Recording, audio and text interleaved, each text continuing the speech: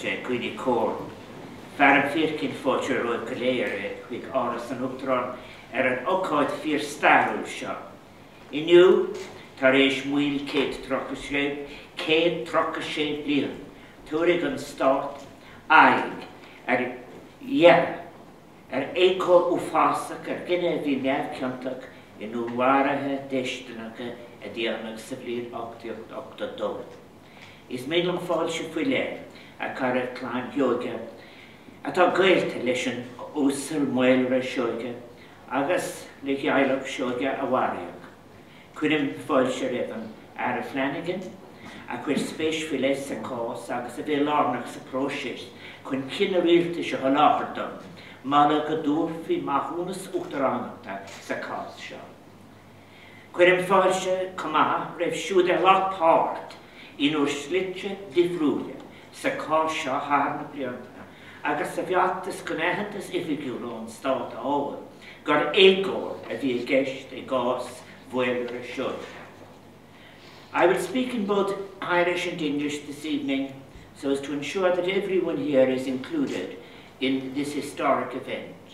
And thus, I would like to welcome those of you here today who are related to Mhaolra Seoighe. As Mhaolra was a first cousin of Sean, you are also, of course, related to the members of the Seoighe family who were killed so brutally that August night, 136 years ago. I would also like to welcome the relations of Pádraig Seoighe, who was hanged with Mhaolra, and who, along with Pádraig O'Connell, had admitted their part in the murders, but who had testified that Mhaolra was innocent of any involvement.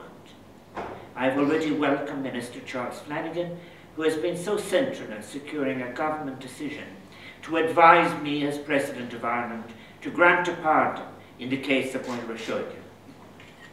Tá buchas a letil sich Sean Carroll, ni a wan tisch on law santa section egor skrif, agus an gwynta vi age le ceir an coffee gi glord an ska, murder van trasna, a cred for a nacht, TG Cahar, eglo gur tresin.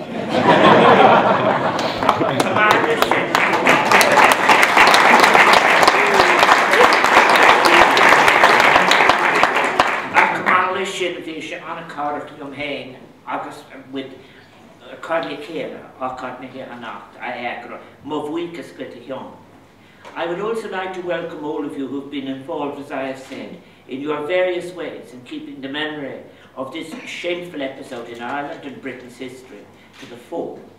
Your determination to keep this issue alive has led to further research, which has manifested itself in books and documentaries, podcasts and reenactments, bringing this story to successive generations and now to a contemporary audience.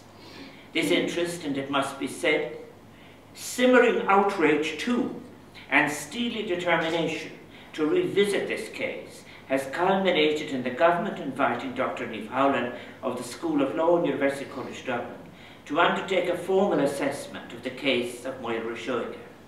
Her work has drawn on the evidence amassed by many of those present here, and this has informed the government decision to advise me to proceed with a pardon under Article 13.6 of Bunrock Maharan.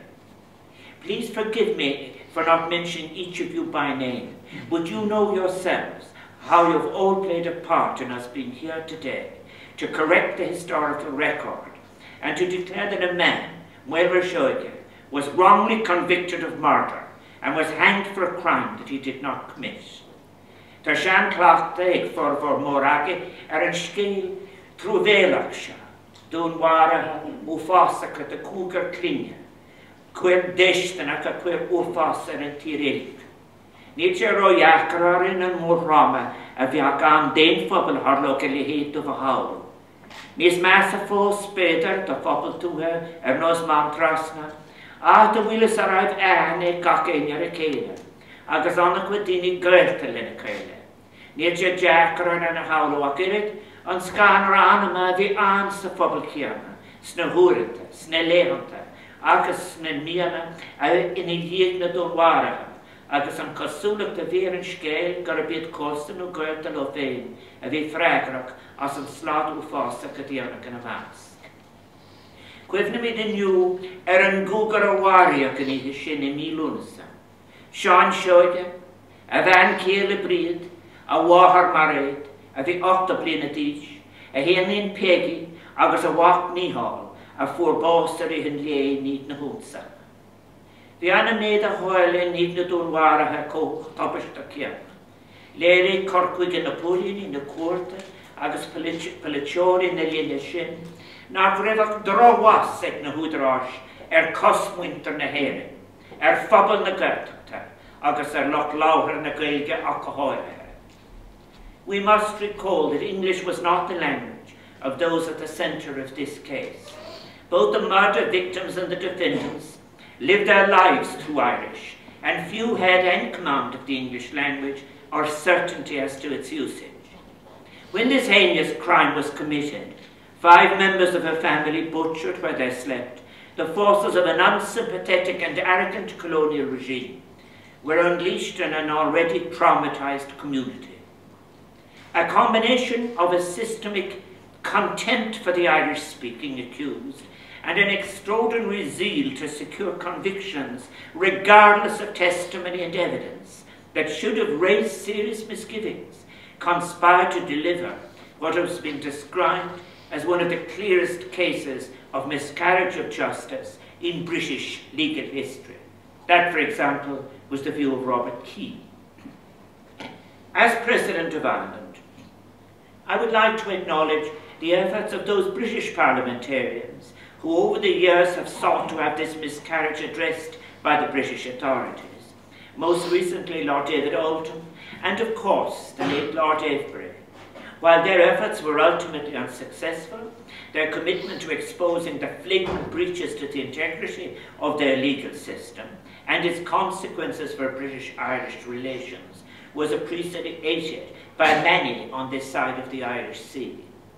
Táimid go léir faoi cumann ag an Dr. Mhaolra mar a gcuirtme, nach féidir a bheith na nniu. Tá sé as an tír. As acht an taide cumsethe go rinne sé ina hafreithin uair an cás cuairt ina cinntiach Mhaolra Seoighe. Dhearr chin sé gur drochchin tú bhí gceist, de haran a fin sé tá agus a bhí fáil ag an am. Is féidir a rága cinnta, nach raibh Mhaolra Seoighe cinnta sa dúnmharú inar cúise gé agus a crocha gé dá bhár. Tis gan aspa Gaeilge bhí ag an bretheh na buil den Eura, agus a de léador féin fiú, agus tis aspa a stróireachta sa cuairt, ne raibh Mhaolra an imachtaí sa cuairt a hiiscint, nó páirt ceart ag lachgan a bhíl. Dr. Howland has concluded that Mhaolra Seoighe's trial was unfair, not only by today's standards, but by the standards of the time. Many aspects of witness testimony were inaccurate or falsified. The failure of the court to allow the surviving victim Patsy to testify and provide crucial evidence which would have supported Mhaolra Seoighe also undermines the notion of a fair trial. Most obviously, conducting a trial where the jury, judge, prosecuting and defending lawyers do not share the same language as the accused, and where no meaningful translation is provided, must surely remove any pretense of justice having been either sought or delivered. Dr. Howland also found it troubling that the response for a request for clemency from the former occupant of this house where we meet this evening, Earl John Spencer, the Lord Lieutenant, was refused. That plea included statements that had been given to the Governor of Galway Prison from Mhaolra Seoighe's co-accused, who were also to be hanged, that he had played no part in the martyrs. While such testimony by those who had nothing to gain might have been expected to secure a commutation of the sentence, the reply in this case, sent by telegram from this house, was, "The law must take its course." Earl Spencer had, after all, paid handsomely for perjured witness testimony to secure Mhaolra Seoighe's conviction. Cuireadh Myles Joyce chun báis an cúga lá déag de bhí na nálaigh 8 Disturbing parallels with what would be later cases in this jurisdiction and in the British courts have seen the desire for convictions fueled by a pressurized political context, or the baying of a less than thoughtful popular press, holds sway over the rights of individuals to a fair trial. Subsequently, as we have seen time and time again, there has been a steadfast refusal by the justice and political systems to acknowledge obvious miscarriages, and individuals have paid an appalling price to prevent what the morally bankrupt might call an appalling vista. Tá sé runa beidir go bhfuil mit baile le céile mar sin inniu sa theach seo áras an Uachtarán, ón is áras an Uachtarán áras na Uachtarán éasúile ó néidir troch a Uachtarán. Chun ahantas fiéire a thuirt an tragód a háirle na blianta fada hin. Is sa theach seo a rinne an Iarla Spencer na cinnta éasúile a bhain leis an gás seo. Agus is an teach seo a heol seo an telegram sin with prisúne Gaillimh. Dá bhásan is privilege dúine go bhfuil an seans agan ahananta sa thuairt don éigear a dhéanam. Phardu na ógurt agus anam Mhaolra Seoighe a glána.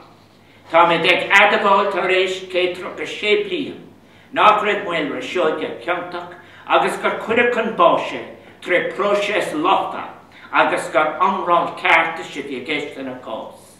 Dhéiste go raibh a an.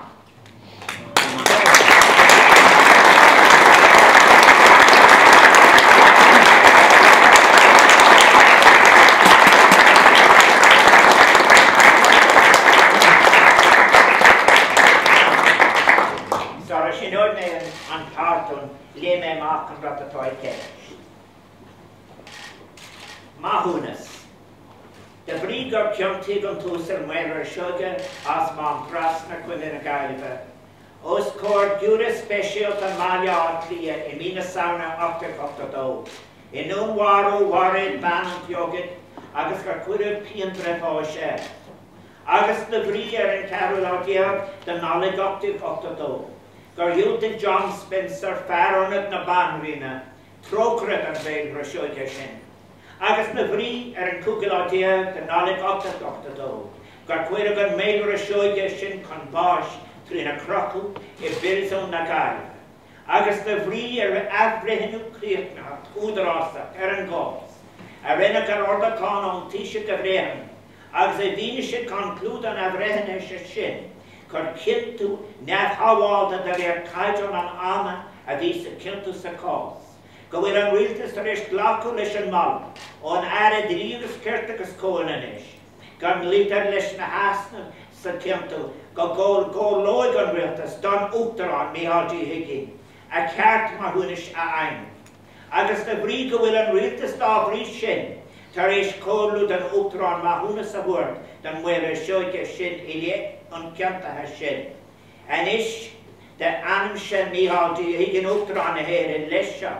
Cólan rialtas, marthúnas a bhuairt an Mhaolra Seoighe sin, I lé an ceantathe sin. Agus an pínbre a forcuire a lága go thomláin, álas nach ráthas tar éis a cúise nó a cinntu ámach. Na bhuairt faoi mar héala idirú, an cearú lá do Abraham gá mhíle sa hachtaíoch, Myles Joyce Uachtarán na héir.